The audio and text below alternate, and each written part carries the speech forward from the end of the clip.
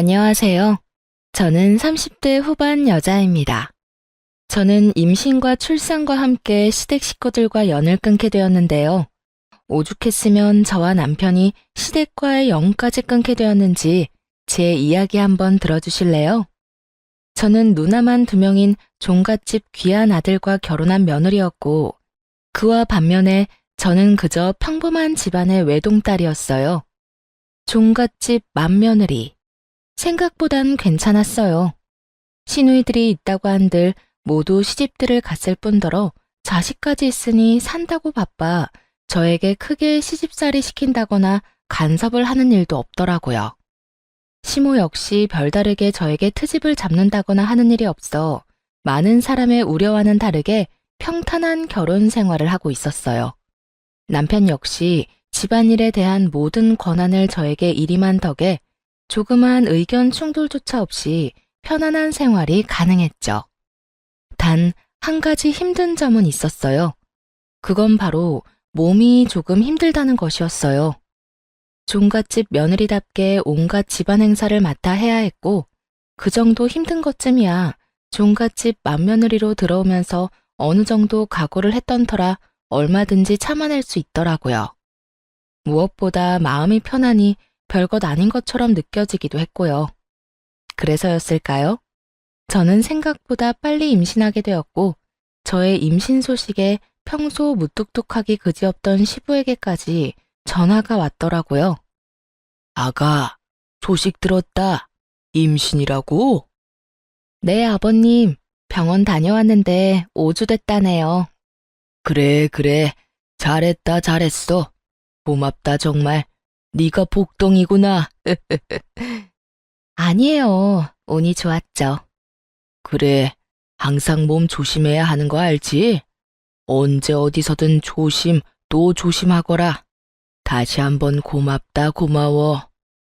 손이 귀한 집인 덕에 시부만 아니라 모든 식구가 다 제 일인 듯 과하게 기뻐해 주었고, 뱃속 아기의 성별이 남자라는 사실을 알렸을 땐 그야말로 동네 잔치라도 열 기세로 기뻐하시더군요. 하지만 그런 기쁨도 잠시, 뱃속에 귀한 아들을 품고 있다는 이유로 과한 걱정과 우려가 쏟아지기 시작했어요. 뱃속의 아기 중요한 거 저도 압니다.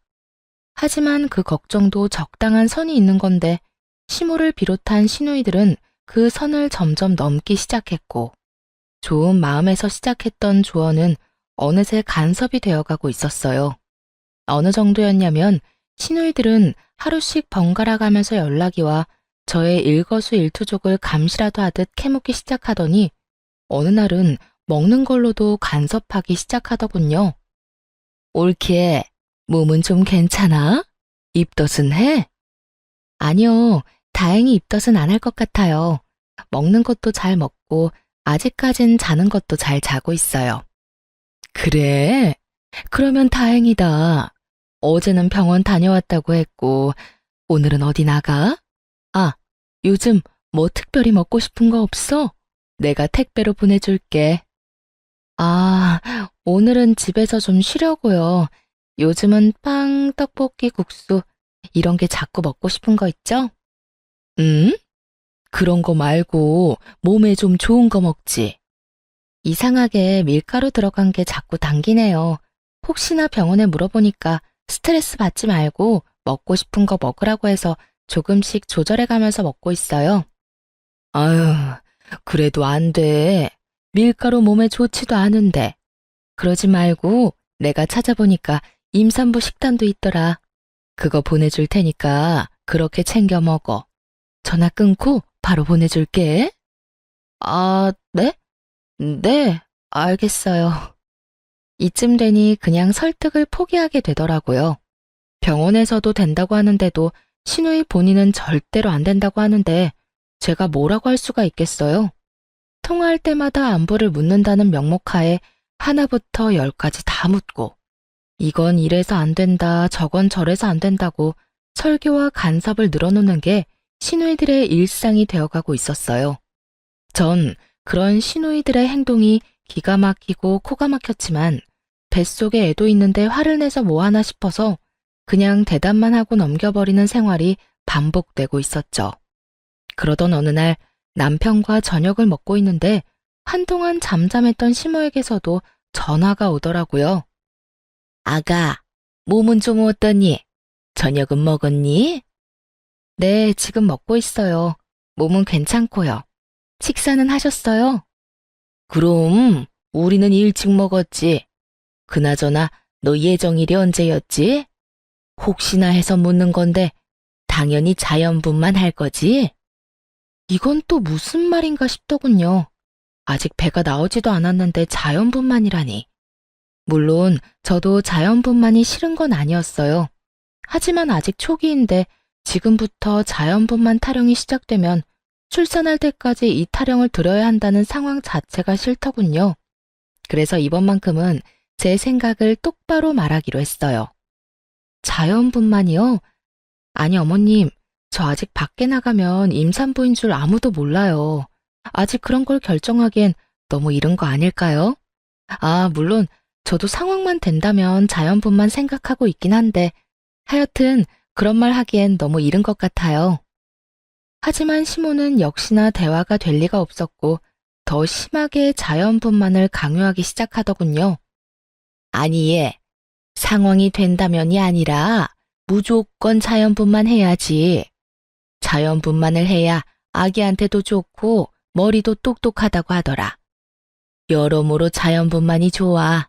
그러니까 넌 다른 생각은 하지도 말고 자연분만만 생각해. 여러분, 이런 상황에 뭐라고 답하는 게 맞는 걸까요? 자연분만 할 수 있다고 말해도 출산날 뚝딱하고 아기가 나오는 것도 아니잖아요. 상황이 이렇게 되자 어떻게 말해야 될지 정말 곤란하더군요. 시모는 제 입에서 원하는 대답이 나올 때까지 10분이 넘도록 자연분만에 대해 좋은 점만 나열하고 또 강요했어요. 제가 가뜩이나 어두운 표정으로 전화를 받고 있자 남편이 걱정되는 얼굴로 가까이 오더라고요. 그래서 일부러 전화를 스피커로 돌렸죠. 시모 입에서 자연분만이라는 단어가 3번째 나오는 순간 남편이 시모에게 노발대발 화를 내기 시작하더군요. 엄마, 제발 좀 그만해. 엄마 극성에 뱃속의 아기도 스트레스 받겠다. 아직 출산하려면 멀었는데 벌써 무슨 자연분만이야? 아니, 아들. 옆에 있었어? 아니, 엄마는 다 우리 손주 생각해서 그러지. 엄마 손주이기 전에 우리 아기야. 그러니까 이제 좀 그만해. 아기 나올 때 되면 우리가 자연분만할지 수술할지 알아서 잘 결정해서 나을 테니까. 아들, 수술이라니. 엄마는 너희 셋 다 자연분만으로 나왔어. 그러니까 봐라. 너희들 얼마나 건강해. 건강은 무슨? 나 잔병치레 엄청나게 하면서 큰 거 기억 안 나? 엄마가 내 병원비로 병원 기둥 하나는 세웠다고 했던 거 기억 안 나냐고. 아무튼 한 번만 더 이 사람한테 전화해서 이상한 소리 해봐. 전화 차단해버릴 거야. 그리고 누나들도 똑같아. 이 사람한테 다들 쓸데없는 연락 또 하면 다 차단해버리고 나중에 아기 얼굴도 안 보여줄 거야. 그래도 되지? 그게 무슨 소리니? 출산하면 얼굴은 보여줘야지. 그리고 쓸데없다니. 우린 다 걱정하고 생각해서 그러는 건데. 그 걱정이 다 쓸데없는 짓이라고. 이 사람이 굳이 아무 말 안 하니까 나도 이때까진 가만히 있었는데 오늘 엄마 말하는 거 들어보니 도저히 안 되겠네. 이러다 진짜 사람 피 말려 죽이겠어. 그러니까 엄마 손주 무사히 세상 빛 보게 해주고 싶으면 이 사람한테 전화해서 왈가왈부 간섭 좀 하지 마. 그럼 끊어. 남편은 시모에게 한마디도 지지 않고 자기 의사를 분명하게 전한 뒤 전화를 끊어버렸고 당황하기도 놀라기도 해 가만히 남편을 보고 있는 저를 보며 이렇게 말하더군요. 미안해. 우리 집 식구들 왜 이러는지 모르겠어. 아무튼 이때까진 당신이 나서지 말라는 말도 있기도 했고 큰 소리 나는 게 싫기도 해서 참고 있었는데 앞으로는 내가 알아서 할 테니까 이제부턴 당신은 한 발 물러서 있어. 이렇게까지 강하게 말할 줄은 몰랐는데 속으로 많이 놀랐어요. 그리고 앞으로도 가족들 앞에서 완벽한 제 편이 되어줄 것 같아 안심도 되었고요. 주변에 물어보니까 이런 건 남자가 중간에서 잘해야 한다더라. 그러니까 혹시나 나 없을 때 엄마나 누나가 또 그러면 당장 나한테 말해. 부담 갖지 말고. 참 고맙더라고요. 괜히 임신한 유세 부린다는 말을 듣고 싶지 않아 참고 있긴 했지만 사실 한계치에 다다르긴 했었기에 이 타이밍에 나서준 남편이 더없이 든든하더군요. 가끔 연락이 온다고 한들 사람 마음이 웃긴 게 남편이 이렇듯 제 편을 들어주니 시모와 시누이들이 간섭해도 그러려니 하며 큰 스트레스는 받지 않게 되더라고요. 하여튼 그날 이후 남편의 으름장이 제대로 먹히긴 했는지 시댁 식구들의 연락은 눈에 띄게 줄어들었어요. 아주 가끔 시아버지가 연락이 와서 먹고 싶은 건 없는지 물으며 며느리 먹고 싶은 건 다 사줘야 한다며 용돈 보내주시는 것 말고는 없었죠. 그렇게 시간은 흘러 출산이 얼마 남지 않은 어느 날 우려했던 상황이 나오고 말았어요. 뱃속에서 잘 놀던 아기가 너무 잘 놀아버렸는지 갑자기 여가가 되어버렸다고 하더군요. 바로 직전 검진까진 똑바른 자세로 잘 있던 아이가 여가가 되어버린 것도 당황스러운데 자연분만이 되지 않는다는 소식을 들은 시모의 반응을 생각하니 한숨이 끊임없이 나왔어요. 저의 예상대로 소식을 전해들은 시모는 득달같이 집으로 찾아왔고 그간 모아두기라도 한 것인지 속사포처럼 잔소리를 쏟아내더라고요. 넌 도대체 몸 관리를 어떻게 했니? 이제 아기 나올 때 다 됐는데 너가 몸 관리를 좀 더 잘했어야지. 그래서 정말 수술밖에 방법이 없대? 다른 방법은 없는 거야? 내 원참, 나는 한 번도 그런 적이 없는데 넌 도대체 왜 그런 거야? 정말 미쳐버릴 것 같더라고요. 아니, 아기가 갑자기 마음이 바뀌어 방향을 바꿔버린 것을 제가 무슨 수로 막나요? 다 큰 자식도 말을 들어먹지 않는데 뱃속에 있는 아기를 제가 무슨 수로 다시 되돌려 놓겠어요? 시모는 제가 무슨 대역죄인이라도 되는 양 저를 인정사정 없이 몰아붙이기 시작했어요.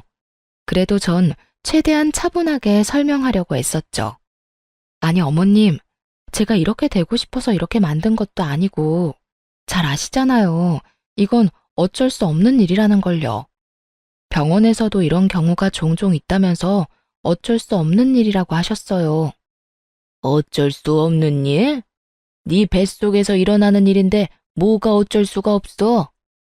다 네가 우리 말 안 듣고 네 멋대로 굴어서 이런 거 아니야. 하여튼 이래서 내가 너한테 그렇게 연락을 했던 건데 이제 어쩔 거야? 너 때문에 우리 귀한 손주 몸도 약하고 머리도 나쁘게 태어나면 어떡할 거냐고. 아무리 좋게 설명을 해보아도 시모는 애초에 제 말을 귀담아 들을 생각이 없어 보였죠. 그쯤 되니 억울함을 넘어 짜증이 나더군요. 결국 화가 폭발해버린 저는 더는 시모와 입씨름을 하지 않고 그 자리에서 바로 병원으로 전화를 걸어 담당 선생님과 시모를 통화시켜버렸어요.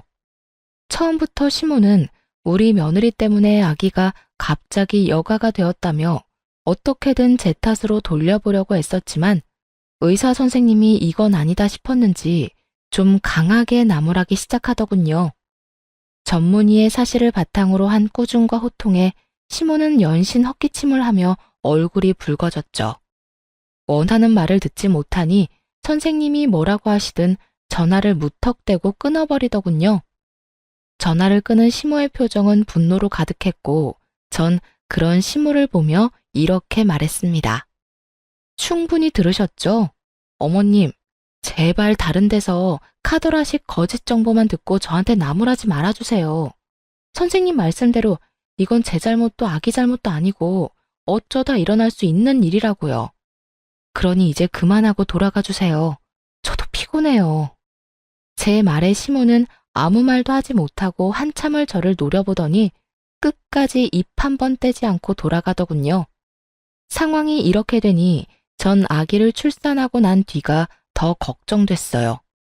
뱃속에 있을 때도 이 난리인데 그 귀한 아들이 세상의 빛을 보게 되면 얼마나 난리들을 피워댈지 불보듯 너무 뻔했으니까요.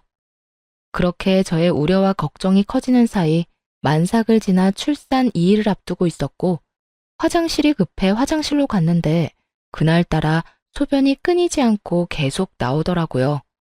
처음 겪는 상황이지만 딱 알겠더라고요. 양수가 터졌구나 하고요. 거기에다 꽤 심각한 상황이라는 것까지도요. 전 서둘러 병원으로 향했고 내진을 해본 결과 상황은 제 생각보다도 더 좋지 않았어요. 급하게 긴급 제왕절개 수술에 들어가야 할 정도로 말이죠. 제 연락을 받은 남편은 급히 병원으로 오고 있었고 제가 내진을 받는 사이 도착한 시댁 식구들과 친정 식구들이 줄지어 들어오고 있더군요. 식구들의 등장에 의사와 간호사분은 상황이 급하다는 설명을 해주었고 설명을 다 들은 시모는 한시라도 빨리 동의서에 사인을 해도 모자랄 판국에 간호사와 실랑이를 하며 미친 소리를 뱉어내기 시작하더군요. 아니, 시도라도 해볼 수 있잖아요. 바로 수술하지 말고 자연분만 시도라도 해보라고요. 보호자분, 시도를 하고 말고 할 시간이 없다니까요. 얼른 확인해보시고 사인해주세요. 시간이 없기는 무슨. 우리 며느리 얼굴 보니까 그렇게 급한 것 같지도 않구먼. 이분 말고 다른 보호자 안 계세요? 이러다 진짜 사모님도 그렇고 아기도 그렇고 정말 큰일 날 수도 있다고요. 그러니까 그 큰일 나기 전에 자연분만 시도라도 해보자니까요. 여기서 이럴 시간에 시도라도 하면 될 것을. 시모는 도무지 말이 통하지 않는 상태였고 뒤늦게 도착해 상황을 늦게 전해들은 엄마가 시모를 막아서며 분노를 표출하셨어요. 사돈, 정말 이럴 거예요? 지금 위험하다잖아요. 이러다 우리 딸 잘못되면 사돈이 책임지실 거예요. 비키세요. 제가 사인하겠습니다. 어이구, 잘못되기는 무슨. 사람이 그렇게 쉽게 죽는 줄 알아요? 우리 때는 이런 의료기술 없어도 다 잘만 나았다고요. 정말 몸만 멀쩡하다면 미친 소리를 해대는 시모의 머리채를 모조리 다 잡아 뜯어버리고 싶은 심정이었습니다. 친정엄마도 같은 심정인지 얼른 수술실로 들어가자며 동의서에 사인하려는 걸 시모가 온몸으로 막아서는 아주 어이없는 상황이 펼쳐졌죠. 모든 상황을 지켜보던 의사 선생님도 큰 소리를 내며 얼른 사인하라고 닥달하기 시작했어요. 그 정신이 어지러운 순간에도 귀가 아플 정도로 시끄럽게 싸우는 두 사람 때문에 남편이 얼른 도착하기만을 기다렸어요. 자칫하면 엄마와 시모가 분만실에서 몸싸움이 날 수 있는 조마조마한 순간이었거든요. 그 순간 뒤늦게 나타난 신랑의 우렁찬 목소리가 들리더군요. 엄마, 미쳤어? 도대체 뭐 하는 거야? 엄마 진짜 제정신이야? 누나들은 도대체 엄마 안 말리고 뭐 하고 있어? 정말 살았다 싶더라고요. 남편은 노발대발 화를 내면서도 빠르게 수술 동의를 해주었고, 전 그렇게 수술에 들어갈 수 있었습니다. 수술에 들어가는 동안에도, 수술을 받는 동안에도 이게 무슨 일인가 싶더군요. 수술실의 차가운 기운에 몸이 떨리는 건지, 시모와 시누이들의 행동에 몸이 떨리는 건지, 알지 못할 떨림을 느끼며 저는 다짐했어요. 불효자 소리를 듣더라도 시모와 시누이들은 더는 제 가족에 그리고 저에게 간섭하지 못하게끔 독하게 변하겠다고요. 그렇게 저의 다짐과 함께 소중한 아들이 세상에 나오고 푸처치를 하고 병실로 가니 남편이 두 손을 꼭 모으고 저를 기다리고 있더군요. 얼마나 울었는지 눈이 퉁퉁 불어서 말이죠. 여보, 나 진짜 당신 잘못될까봐 너무 무서웠어. 당신도 많이 무서웠지. 내가 늦어서 너무 미안해. 내가 진짜 입이 10개라도 할 말이 없다. 울긴 왜 울어. 누가 보면 당신이 출산한 줄 알겠다. 아, 정말 내가 대신 낳아주고 싶은 심정이더라니까. 하여튼 앞으로 나만 믿어. 내가 더 큰 방패막이 되어줄게. 다신 이런 상황에 혼자 두지 않도록 노력할게. 무사히 돌아와줘서 고마워, 여보. 남편은 독하게 마음을 먹었는지 시모와 시누이들은 병실에는 오지도 못하게 막아버렸고 그렇게 퇴원 날이 다가왔어요. 저는 퇴원을 위해 짐을 싸고 있었고 남편은 병원비를 정산하기 위해 잠시 자리를 비운 사이 어떻게 알았는지 시모가 병실로 들어서더군요. 몸은 좀 어떠니? 아직 아프긴 한데 그래도 어제보단 덜 아파요. 그러게 자연분만 했으면 이렇게 아플 일도 없었을 텐데. 어머님, 이제 그만 좀 하세요. 이미 수술은 했고 아기도 건강하게 잘 나왔는데 왜 계속 자연분만 이야기를 하세요? 그래, 그건 그렇고 조리원으로 간다고? 네, 예약해둔 조리원에서 2주 쉬고 나와요. 제 말을 듣던 시모는 제 눈치를 살피더니 헛웃음이 터져나오는 말을 하기 시작하더군요. 그게 내가 많이 생각해 봤는데 아무래도 우리 귀한 장손을 남의 손에 맡긴다는 게 영 불안해서 말이야. 그래서 하는 말인데 너 산후조리를 우리 집으로 가서 하는 게 어떻겠니? 그게 불편하면 내가 너희 집으로 가도 되고 말이야. 어머님, 아무리 그래도 제가 어떻게 어머님한테 제 몸조리를 맡길 수 있겠어요. 아기도 그렇고 힘드실 거예요.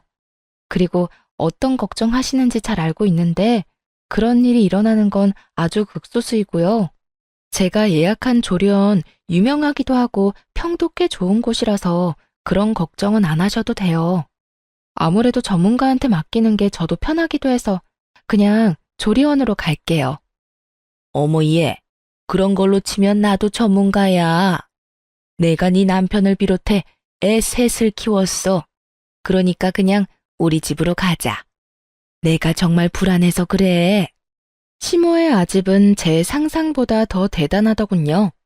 조리원에서 일어난 말도 안 되는 사건 사고를 누구한테 들었는지 도저히 불안해서 못 맡기겠다며 혹시라도 모를 사고가 일어나기 전에 미연에 방지하는 게 훨씬 낫다는 말까지 하더군요.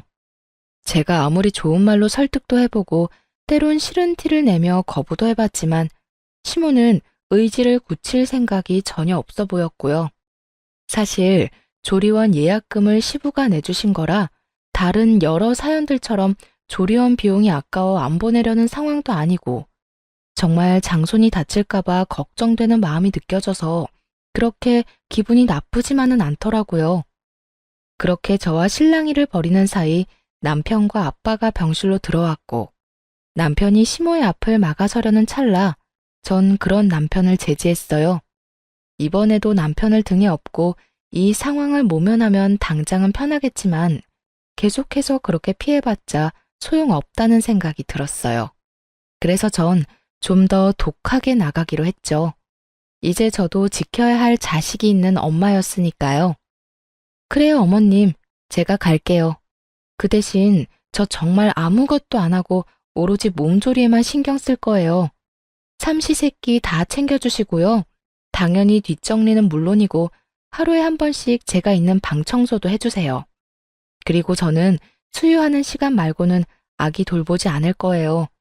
밤에도 물론 수유할 때만 아기 돌볼 거고요. 그러니까 나머지 시간엔 어머님이 아기 다 돌봐주셔야 해요.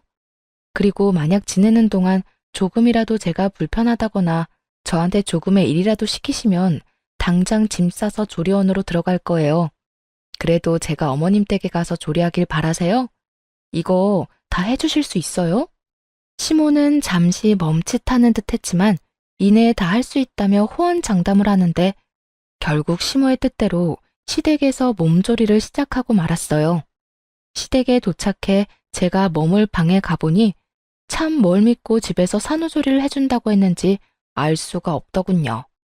여기저기 굴러다니는 머리카락에 먼지, 굳이 코를 대지 않아도 묵은 냄새가 강하게 나는 꼬질꼬질한 이불. 딱 보아도 신생아와 산모를 맞이할 수 없는 방에 아기와 들어가 있으라고 하는데 참 기가 막혔어요. 그래서 전 주저하지 않고 시모에게 직접 청소해달라고 했죠.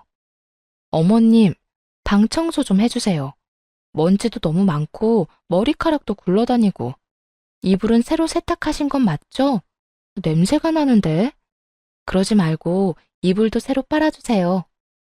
제 말에 시모는 아주 뻔뻔하게 거짓말을 늘어놓더라고요. 어머 얘, 청소도 다 했고 빨래도 다 해놓은 거야. 그러니까 언제 청소하고 언제 하신 빨랜데요? 그게 한 며칠 됐나?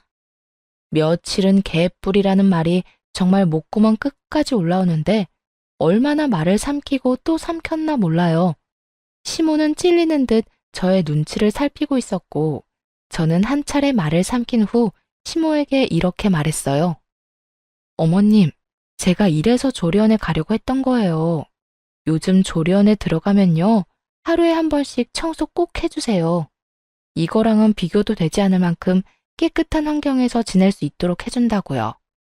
제가 그 정도로 깨끗한 거 바라는 거 아니잖아요. 최소한 바닥에 머리카락이랑 먼지는 없어야 하는 거 아닐까요? 최소한 이불에서 향기는 안 나더라도 캐캐 묵은 쉰 냄새는 안 나야죠. 그냥 다시 좀 빨고 청소 좀 해주세요. 정 힘드시면 지금이라도 조리원으로 가고요. 아니다. 금방 해줄 테니 안방에 가서 기다려라.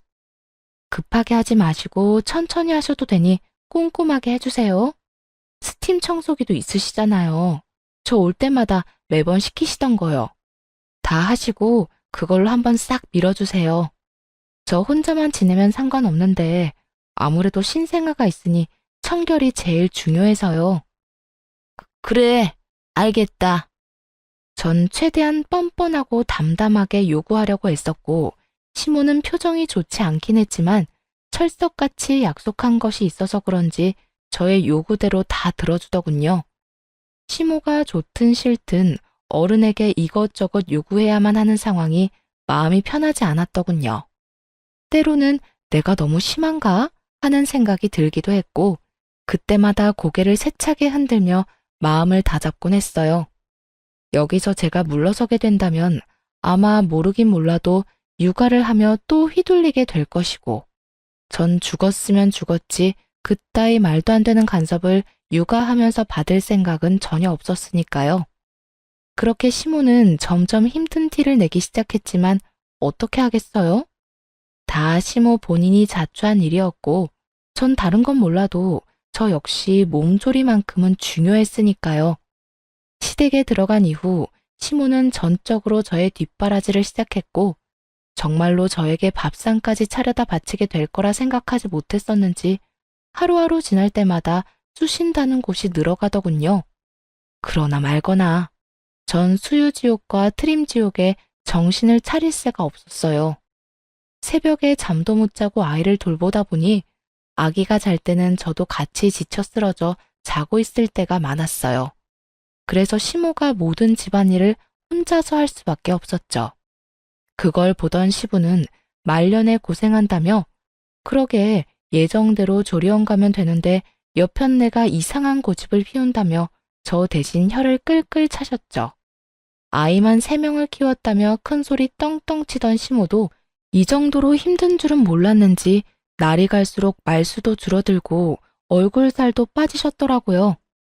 다들 아시다시피 먹고 싸고 울기를 반복하는 신생아의 굴레 속에 온 가족이 잠도 못 자고 아기한테 시달리게 되는 건 매일 있는 상황이었죠.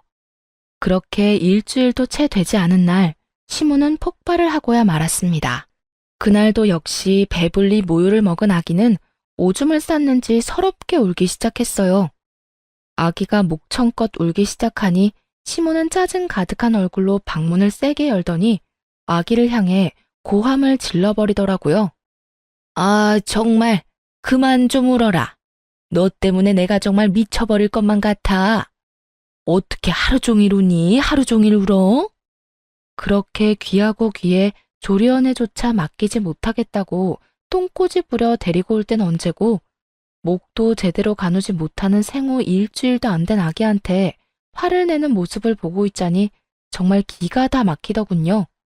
시모는 그야말로 정신을 놓은 듯 보였고 그런 시모에게 쏘아붙이듯 말했어요. 어머님, 먹고 자고 우는 게 일인 아기한테 울지 말라고 화를 내면 어떻게 해요? 얘는 제 할 일을 하는 것뿐이라고요. 예, 아무리 그래도 해도 너무하지 않니?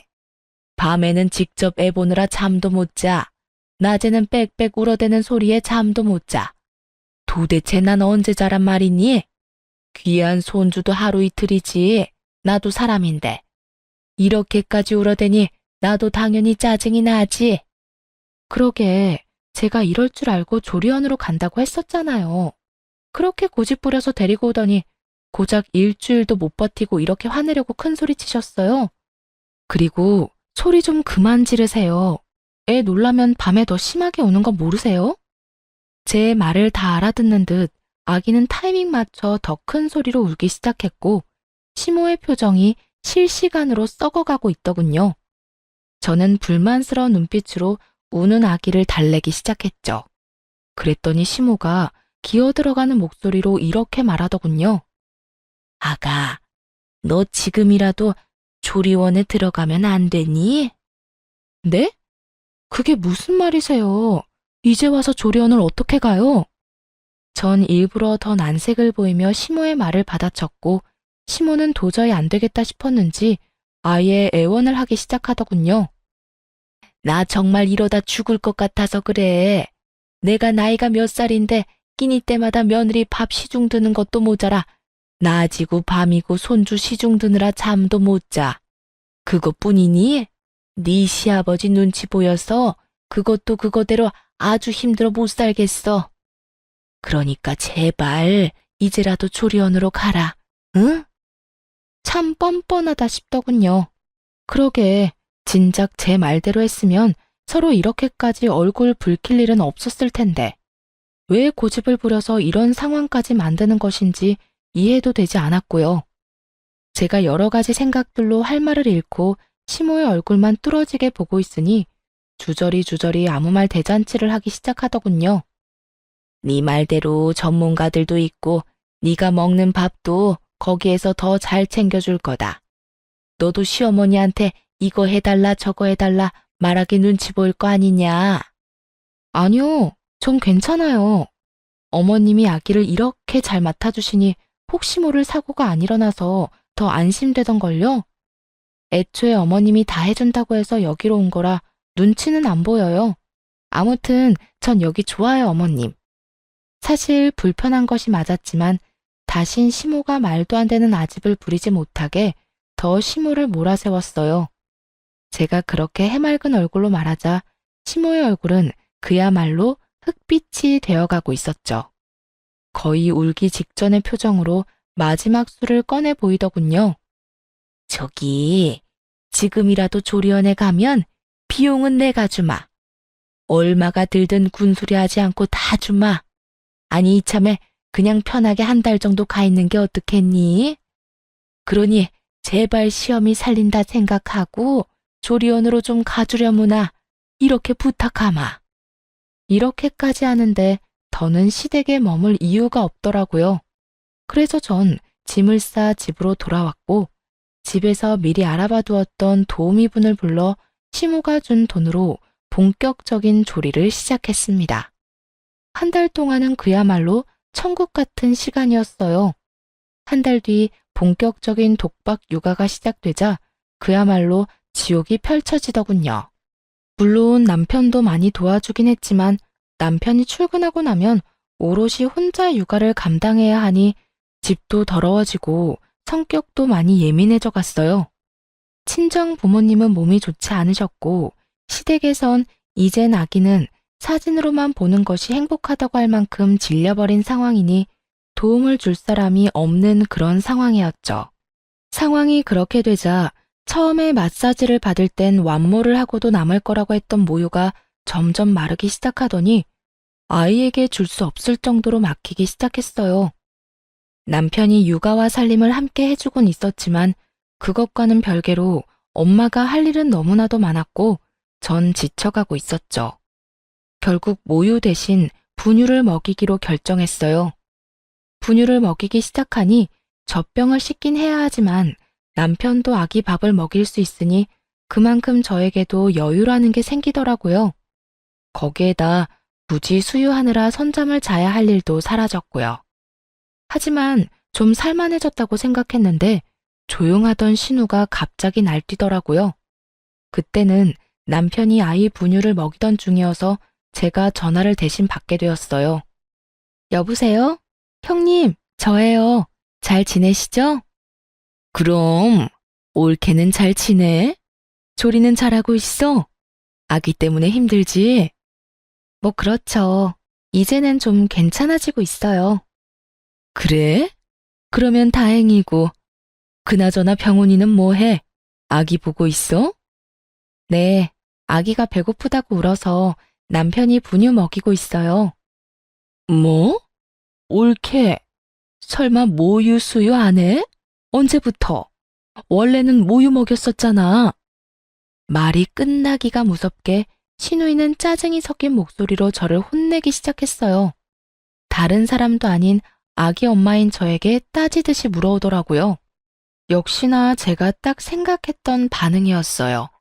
듣기론 시누이들도 완모까진 하지 못하고 분유를 먹였다고 들었고, 심지어 둘째 시누이는 제왕절개를 했다고 하더군요.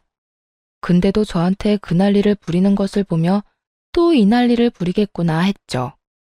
숨기려면 얼마든지 숨길 수 있었겠지만 언제까지고 숨길 수도 없는 노릇이었고, 어차피 한 번은 부딪혀야 할 일이라 생각해서 말했더니 역시나 예상했던 반응이 나오더라고요. 속으로 사람 참 쉽게 안 바뀐다 생각했네요. 그게 제가 몸이 너무 안 좋아져서요.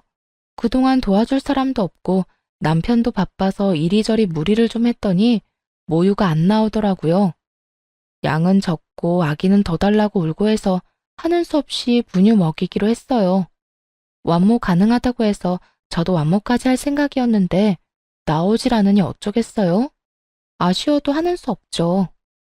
전 있는 그대로 제가 처한 상황을 보태지도 빼지도 않고 설명해 주었고, 신우이는 저에게 괜찮냐는 말 한마디 없이 큰 소리를 내기 시작했어요. 그러게, 아기 엄마가 몸 관리를 잘했어야지. 또 밀가루나 먹어댔겠지.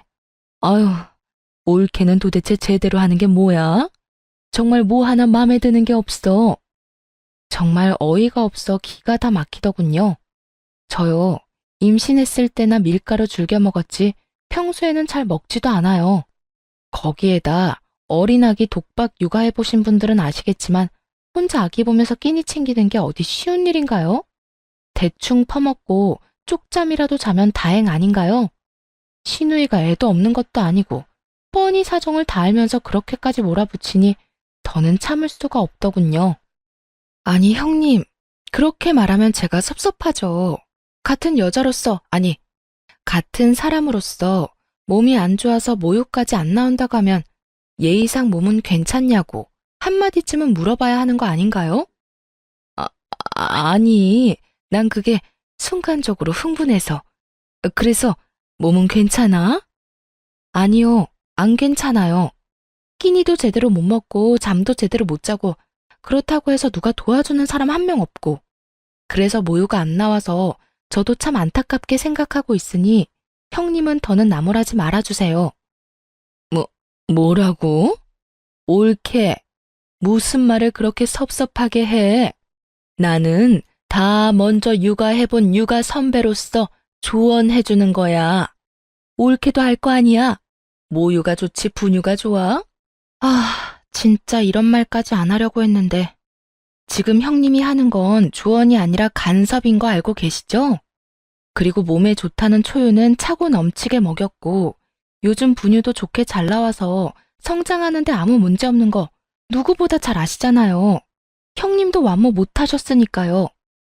그러니까 이제 간섭 좀 그만하시고 앞으로는 내 새끼는 내가 어련히 알아서 잘 보살필 테니 제발 이런 식으로 선 넘는 간섭은 하지 말아주세요. 쏘아붙이는 제 말에 신우이가 어버버하는 사이 저는 전화를 끊어버렸고 날이 선 저의 고함에 남편이 화들짝 놀라 방에서 나오더군요. 남편은 저에게 왜 그러냐고 물었고 저는 씩씩거리며 신우이와 있었던 일을 말해주었죠. 인상을 잔뜩 찌푸린 채 저의 이야기를 듣던 남편은 신우에게 전화해 저번처럼 또 불같이 화를 내더라고요. 누나, 진짜 미쳤어? 누나가 뭔데 이 사람한테 몸 관리를 제대로 하란 말아야. 누나가 이 사람 약이라도 한번 사준 적 있어? 아니면 몸에 좋다는 영양제라도 챙겨준 적 있어? 내가 분명히 말했지. 이 사람한테 그딴 말 하지 말라고. 말이야 바른 말이라고. 누나가 무슨 권한으로 내 새끼한테 감나라 배나라야. 우리가 부모인데 우리가 어련히 알아서 하지.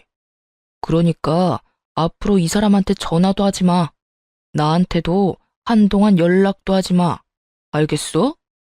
이 정도 했으면 이젠 그만하겠지 생각했거든요.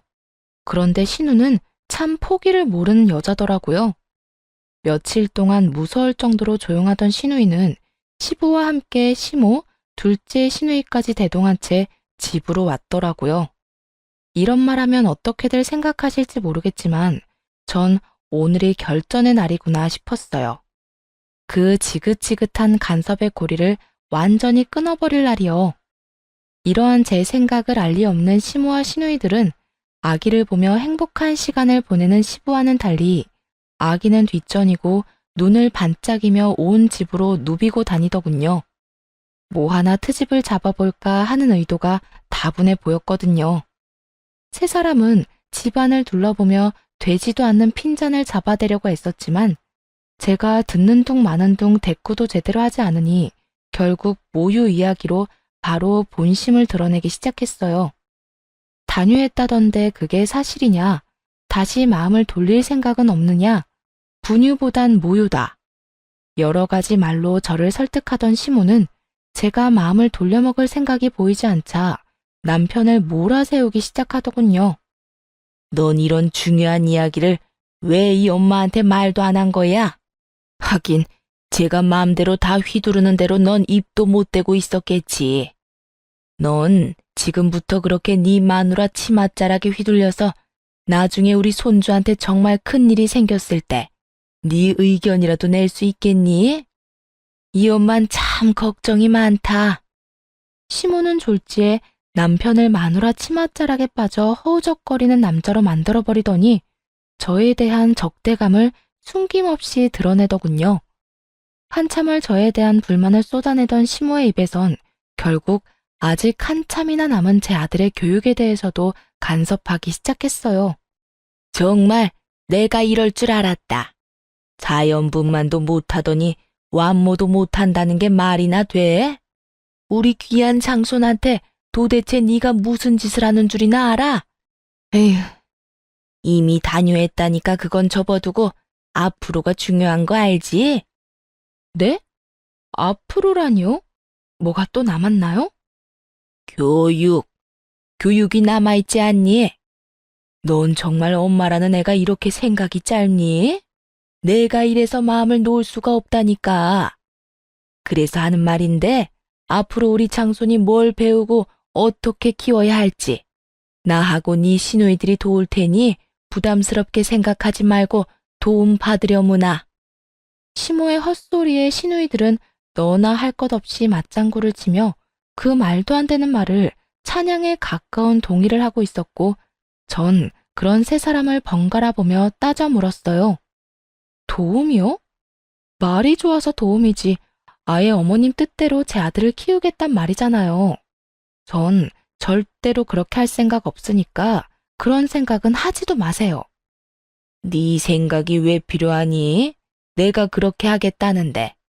그러게 진작 네가 내 아들을 쥐락펴락만 하지 않았으면 이런 일도 없지 않니? 착하고 순한 내 아들이 네 치맛자락에 빠져 헤어나오질 못하니 내가 이렇게라도 해야 내 귀한 손주가 잘 크지 않겠어? 하여튼 내 뜻은 굳혔으니 잔말 말고 내 뜻에 따르렴. 정말 해도 너무하더라고요. 엄마인 저를 인정해주지도 않고 말끝마다 귀한 손주, 귀한 손주. 속에서 분노가 쌓이고 있었죠. 시모고 나발이고 입에서 온갖 말들이 나오려고 하더군요. 시부가 옆에 있었지만 참지 못하고 한마디 하려던 순간이었어요. 시종일관 말 한마디 하지 않고 굳은 표정으로 바라보던 남편이 아기를 확 안으며 말했어요. 엄마, 누나, 이제 우리 영 끊고 살자. 더는 안 되겠어. 이대로 지내다간 나 아무래도 이혼당할 게 뻔하고 난 내 가정은 지켜야 하니까 우리 인연 끊어. 너, 그게 도대체 무슨 말이야? 연을 끊자니. 그게 이 엄마한테 할 말이야? 엄마 말대로 이때껏 내가 너무 착하고 순했던 것 같아. 진작 이 인연을 끊었어야 했는데. 그래도 가족이라고 참고 또 참았는데 이젠 안 될 것 같아. 남편의 단호한 태도에 시모는 개거품을 물며 거의 넘어가기 직전이었고 두 시누이가 남편에게 후레자식이라는 말과 함께 온갖 욕을 쏟아내기 시작했어요. 이 나쁜 놈아, 네가 그러고도 인간이야? 어떻게 엄마한테 그런 말을 할 수가 있어? 그러게. 엄마가 널 어떻게 키웠는데? 언니랑 나는 몰라도 엄마가 너한테 어떻게 했는데? 마누라 때문에 뭐? 연을 끊어? 네가 제정신이야? 누나들이 입장 바꿔서 생각해봐. 만약 누나들이 이런 상황인데 내 형들이 누나 편 안 들어주고 시댁 말이 다 맞다. 너는 고개 숙이고 시댁 말에 다 따르라고 하면 누나들은 그런 남편이랑 계속 같이 살 수 있을 것 같아? 난 후레자식이 되는 한이 있어도 내 가정은 지킬 거니까 인연 끊어. 아버지, 죄송합니다. 남편의 말에 그나마 양심은 있는 것인지 시누이들은 동시에 입을 닫았고 시부는 아무런 말도 하지 않고 남편을 한참 바라보다 시모에게 묻더군요. 당신은 선호가 한 말 어떻게 생각해? 인연을 끊자는데? 어떻게 생각하냐니요? 당연히 말도 안 되는 소리죠.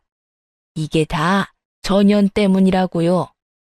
장손 낳아줬다고 오냐오냐 했더니 아들 하나 낳은 것 말고는 맘에 드는 게 하나도 없다고요. 이래서 집안에 여자가 잘 들어와야 한다고 하는 거라고요. 이거 보세요. 그 착하던 우리 아들 입에서 인연 끊자는 말이 나오다니. 이게 말이 된다고 생각해요? 시모는 눈까지 까뒤집으며 저를 향해 비판을 쏟아내고 있었고 그런 시모를 향해 시부는 고함을 지르기 시작했어요. 전연이라니? 아무리 화가 난다고 해도 그렇지. 며느리한테 욕설이라니 당신은 부끄럽지도 않아? 내가 진짜 이때까지 세 사람이 하는 꼴이 너무 창피해서 입이 떨어지지 않아서 가만히 있었더니 뭐? 전연? 당신은 기본적인 예의라는 것도 모르는 거야? 너희도 그래. 뭐 하나 도와줄까 몸을 바쁘게 움직여도 모자란 판국에 얼뜯지 못해 안달들이나 입 놀리는 꼴이 한심하고 실망스럽구나. 시부의 말에도 정신을 차리지 못한 시모는 다시 그 지긋지긋한 자연분만과 모유 수유를 입에 올리더군요. 아니 여보, 아니 저 물건 때문에 우리 손주 자연분만으로 태어나지도 못했는데 완모라도 해야 건강할 거 아니에요. 제 말이 틀렸어요? 그만 좀 하라니까. 내 말 안 들려? 그까짓 것들이 뭐 중요하다고 이 난리들을 부리는 거야? 내가 이렇게까지 했는데도 못 알아듣는 것 같으니 앞으로 선호 뜻대로 이 집엔 발걸음도 하지 말고 연락도 하지 마라. 알겠어? 시부는 결국 남편의 뜻에 힘을 실어주었고 시누이들 역시 저희 집 출입 금지령과 함께 시댁 금지령까지 내려지게 되었죠. 시부의 그런 말까지 했는데도 불구하고 정신을 여전히 차리지 못한 시모는 모든 것이 다 제 탓이라며 제 머리채를 잡을 요량으로 저에게 달려들었지만 재빠르게 남편 뒤로 숨는 바람에 시모는 그대로 바닥에 고꾸라지게 되었어요.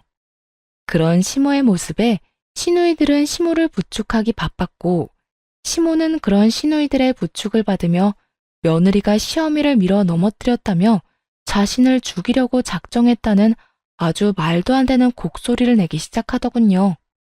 그 말도 안 되는 거짓말을 시부는 믿을 리 없었고 한심하다는 눈빛과 함께 이렇게 말하곤 집을 나가버렸어요. 네 엄마 다쳤다고 하니 너희가 병원 데려다 주고 치료 다 끝나거든 내 집으로 보낼 생각 말고 첫째 집으로 데리고 가든 둘째 집으로 데리고 가든 알아서 해. 아니면 궁짝 잘 맞는 셋이 살던가. 결국 끝까지 정신 못 차리고 날뛰던 시모는 말년에 시부한테 쫓겨나게 생겼고 두 시누이는 시모가 짐같이 여겨졌는지 서로 미루려고 눈치만 살피더군요. 그런 세 사람을 바라보던 남편은 다신 찾아오지 말란 말과 함께 연을 끊자고 다시 한번 강조하며 세 사람을 차례대로 쫓아내버렸어요. 전 그런 남편의 뒤로 시모와 시누이들의 신발을 현관문 밖으로 던져주었고, 그렇게 시모와 시누이들과의 연을 끊어버렸습니다. 그 후로 시모는 시댁으로 찾아가 시부에게 무릎을 꿇고 빌었지만 시부는 받아주지 않았다고 해요.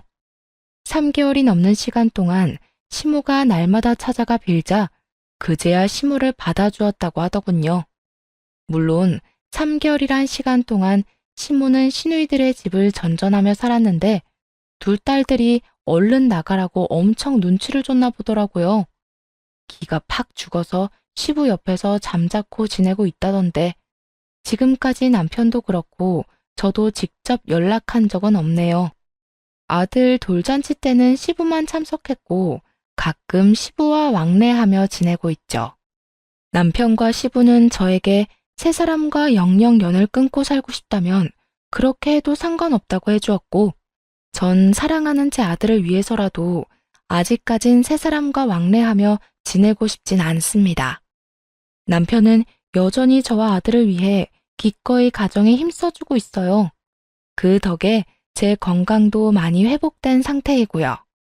처음 세 사람과 연을 끊고 난 후 폐륜이라도 저지르는 것 같아 망설여졌지만 요즘은 그런 힘든 결정을 기꺼이 해준 남편에게 한없이 감사하며 행복한 일상을 살아가고 있어요. 이래서 가정에는 남편의 역할이 중요한 것 같아요. 다른 집 남편들은 시댁에는 자주 방문하자고 하고 처가에는 발길을 탁 끊는다고 하던데 저희 남편은 막내인데도 불구하고 부모님에게 쓴소리도 할 줄 알잖아요. 비록 부모님에게 영 끊겠다는 심한 말까지 해버렸지만 그럼에도 남편은 가정을 지키기 위해 큰 결심을 내려준 거잖아요. 저는 항상 자기 전에 남편에게 말해요. 저랑 결혼해줘서 고맙다고 말이죠. 그럼 남편은 저에게 가족들 때문에 고생시켜 미안하다며 꼭 안아주거든요. 지금 생각해도 저는 결혼 참 잘한 것 같아요. 지금까지 제 사연은 끝입니다. 너무 남편 자랑이 길었나요? 혹시 이 사연을 듣고 계신 남성분들이 있으시다면 제 사연 지나치지 마시고 꼭 잘 들어주셨으면 좋겠어요. 결혼은 두 사람이 사랑해서 하는 거잖아요. 사랑하는 사람이 슬퍼하지 않도록 결단이 필요할 때는 가정을 지키기 위해 이런 선택까지 할 수 있어야 한다고 생각해요. 물론 모두 부모 자식 간의 영 끊으라는 얘기는 아니지만 서로를 위해 또 내 가정을 위해서라면 멀리 지낼 필요는 있다고 생각해요. 내 옆에 있는 사람이 알게 모르게 내 가족 때문에 상처를 받고 있지는 않는지 오늘부터라도 옆 사람의 말을 귀 기울여 주시면 좋을 것 같아요. 그리고 매일 따뜻한 말 한마디씩 건네주시면 더 좋고요. 부끄러워하면서도 분명 행복해하는 모습 보시게 될 거예요.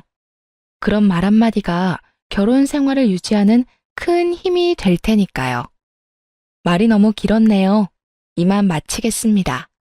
지금까지 들어주셔서 감사해요.